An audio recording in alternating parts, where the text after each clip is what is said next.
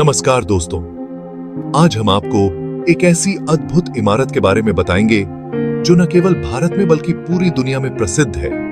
आगरा शहर में मुगल साम्राज्य के वास्तुकारों की एक उत्कृष्ट कृति है जिसे आज ताजमहल के नाम से जाना जाता है।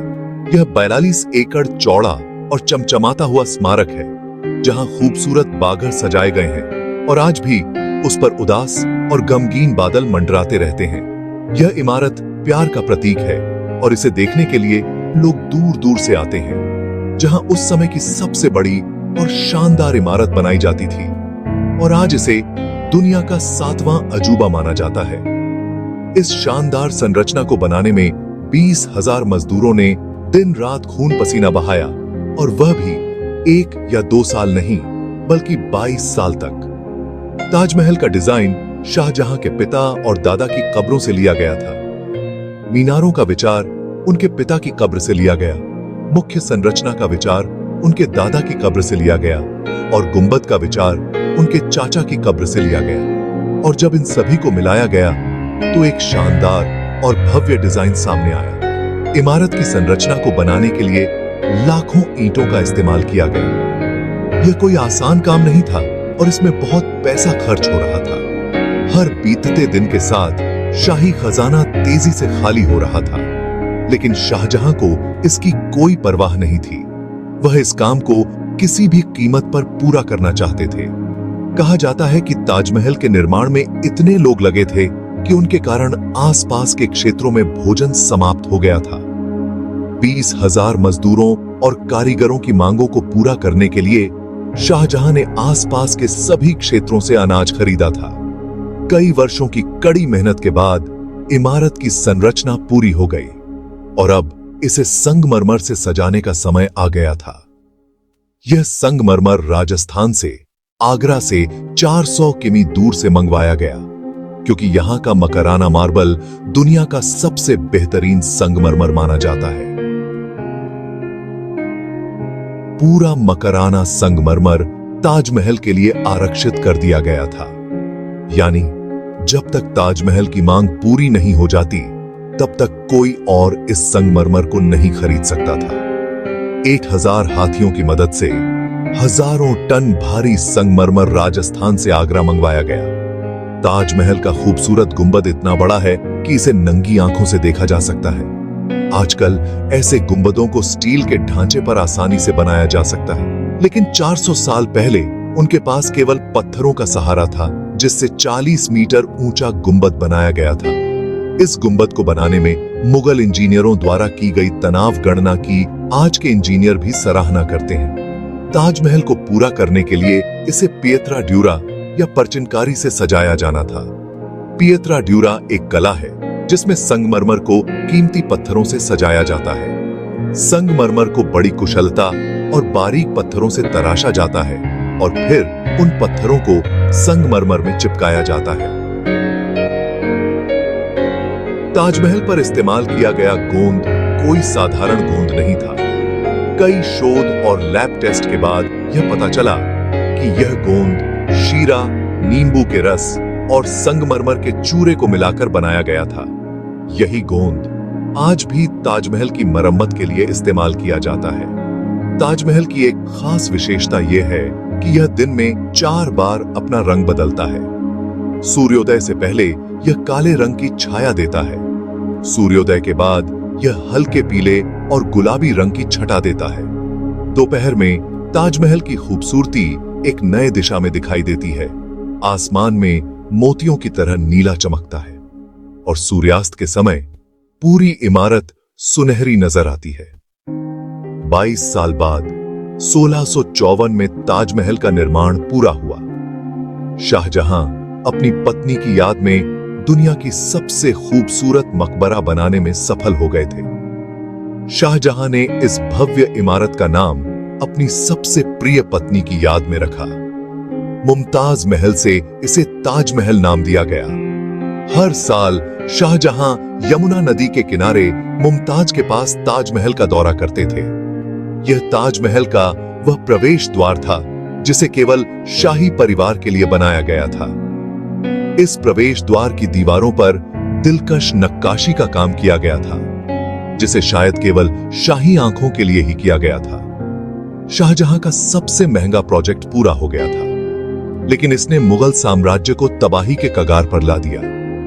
4 साल बाद 1658 में शाहजहां और मुमताज के अपने बेटे ने शाही गद्दी पर कब्जा कर लिया और मुगल साम्राज्य का शहंशाह बन गया। शाहजहां, जो पिछले 30 साल से इस गद्दी पर राज कर रहे थे, उन्हें गिरफ्तार कर आगरा किले में कैद कर दिया गया। शाहजहां को केवल एक सुविधा दी गई थी, और वह यह थी कि जिस कमरे में उन्हें कैद किया गया था, उसकी खिड़की से वह ताजमहल देख सकते थे। 8 साल तक कैद में रहने के बाद 74 साल की उम्र में शाहजहां भी इस दुनिया से चले गए। अब शाहजहां को मुमताज से मिलने का समय आ गया था और उन्हें ताजमहल में दफनाया गया। ताजमहल की कहानी मुगल बादशाह शाहजहां और उनकी बेगम मुमताज की प्रेम कहानी से जुड़ी है।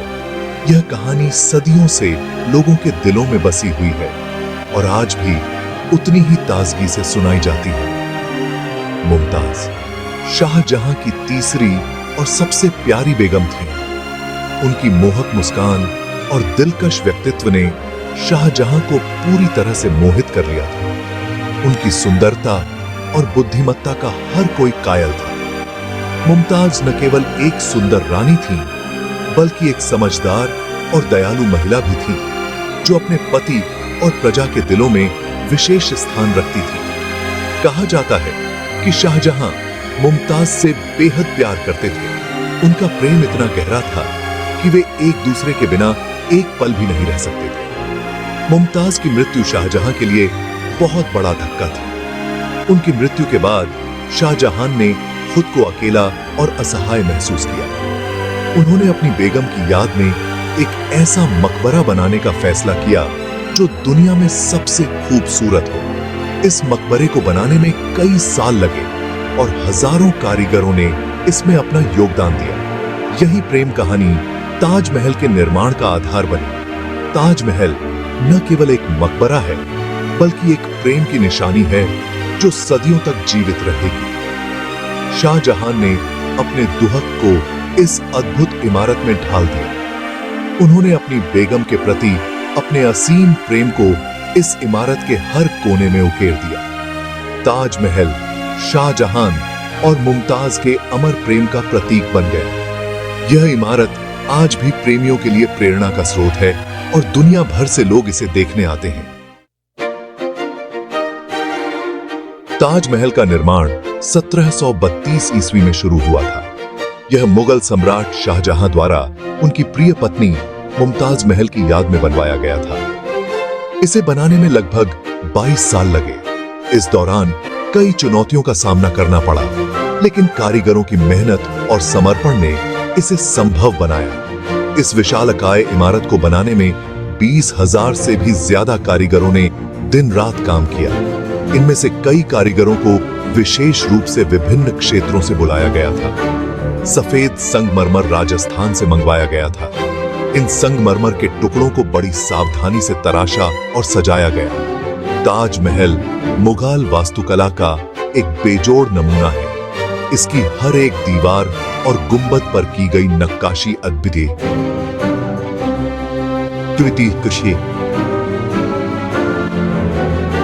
इसमें फारसी, तुर्क और भारतीय शैलियों का अद्भुत मिश्रण देखने को मिलता है।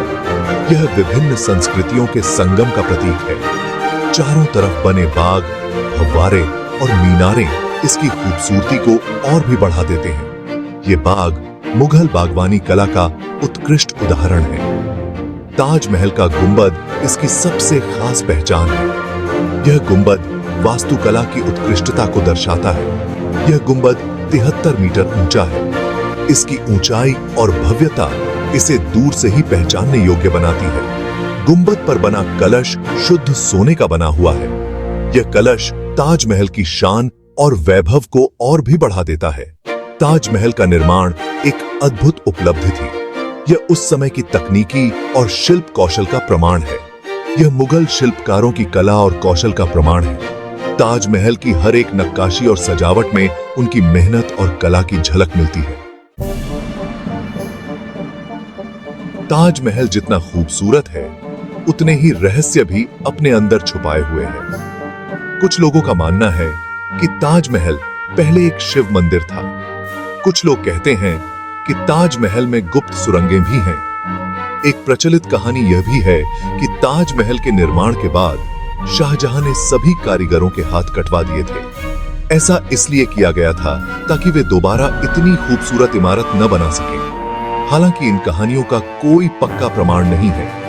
ये बस किंवदंतियां हैं जो सदियों से चली आ रही हैं। एक और दिलचस्प किंवदंती काले ताज से जुड़ी है। कहा जाता है कि शाहजहां यमुना नदी के उस पार काले संगमरमर से एक और ताजमहल बनवाना चाहते थे। यह ताजमहल मुमताज की याद में बनाए गए सफेद ताजमहल का प्रतिबिंब होता। कुछ इतिहासकारों का मानना है कि काले ताजमहल का निर्माण शुरू भी हो गया था, लेकिन शाहजहां के बेटे औरंगजेब ने उन्हें कैद कर लिया और निर्माण कार्य रुक गया। काले ताज का रहस्य आज भी अनसुलझा है। ताजमहल अपनी खूबसूरत नक्काशी और जड़ाऊ काम के लिए भी प्रसिद्ध है। संगमरमर पर की गई नक्काशी अद्भुत है। दीवारों पर कीमती पत्थरों से फूल पत्तियां बनाई गई हैं। कुरान की आयतें भी खूबसूरत लिखावट में उकेरी गई हैं। यह कलाकारी देखने वालों को मंत्रमुग्ध कर देती है।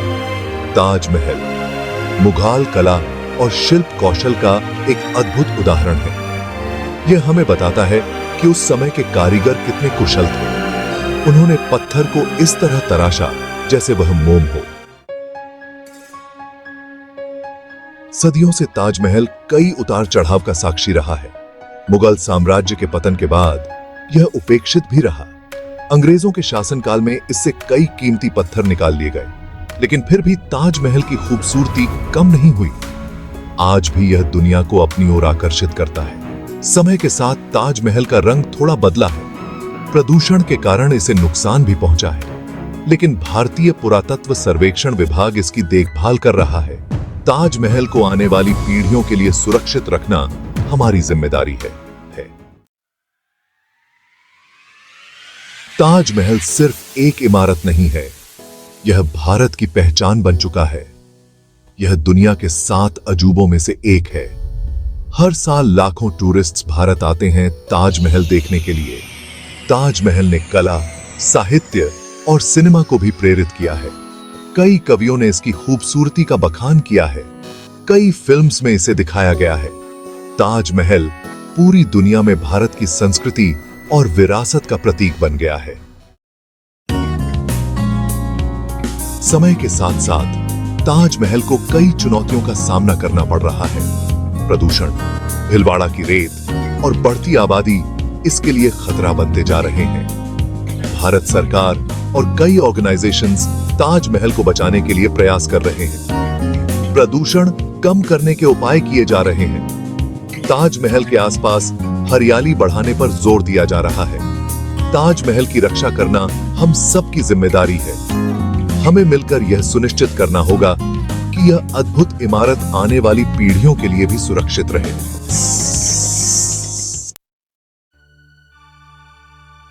दोस्तों, ताजमहल प्रेम और सौंदर्य का अद्भुत प्रतीक है। यह हमें याद दिलाता है कि प्रेम की कोई सीमा नहीं होती। यह हमें इतिहास, कला और संस्कृति से जोड़ता है। ताजमहल देखने का अनुभव अविस्मरणीय होता है।